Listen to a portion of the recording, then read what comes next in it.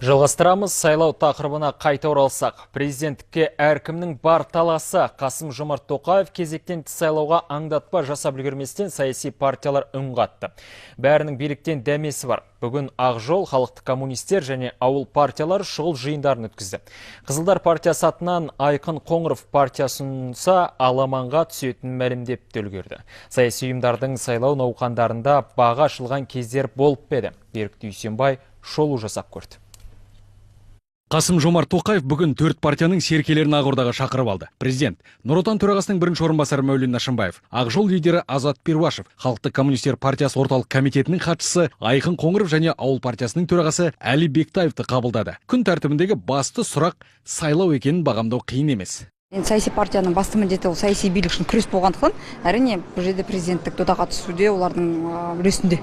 Президент қабылдаған 4 партия өз тараптарынан кандидат ұсынатын шығар деп топшылауға болар. Тағы кімдер қатыса алады? Негізінен бізде ресми түрде 7 партия. Соңғы жаңағыдай Азат партиясы бізде негізінен 2 сайлауға қатыспаса, бұл заң бойынша жаңағыдай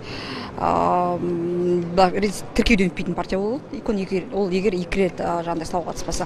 Әзірше бізде ресми тіркелген 6 партия. Тарихқа көз жүгіртсек, әр жылдар елімізде саяси партиялар президенттік додаға қатысты. Сол сайлаулардан алған дауысын қисынға салсақ, халықтан алған сенімі деп бағалауға болар. Бұл саясаттың қарапайым және басты арифметикасы.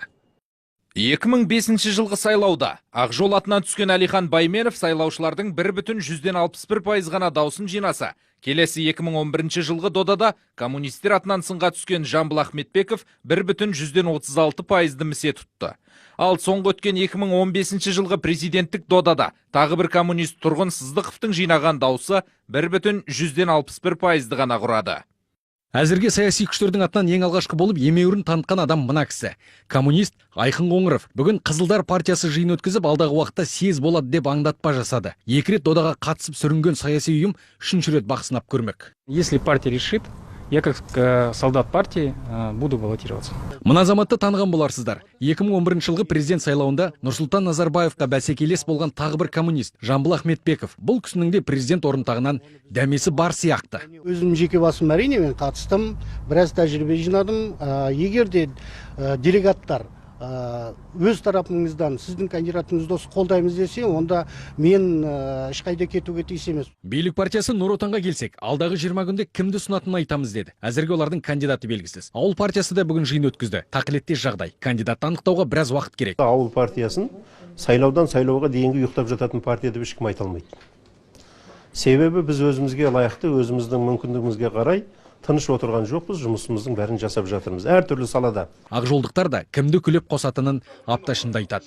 Біздің партиямыздың құжаттары бойынша партияның сайлауға қатысу мәселелері, партия атынан үміткерлерді шығару мәселелері барлығы тек қана съездің партиямыздың құрылтайының шешіміне ғана қарастырылады, шешіледі. Сондықтан бұл мәселе енді съездің құзыретінде. Саясаттанушы Расул Жұмалы болса, Тоқаевтың бүгінгі мәлімдемесін тұралап қалған саяси өмірге жылымыға келетін плюралистік саяси күреске, демократиялық өзгерістерге алғышарт деп бағалады. Алайда, аталған партиялардың рөлін былай деп айқындады.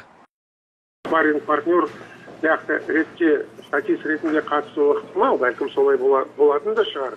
Бірақ билікке Қасым-Жомарт Тоқаевтың өзіне президент ретінде қаншалықты осындай әлсіз бәсекелестер керек. Әрине, ондай додада жеңіп шығу әлдеқайда оңайырақ болар.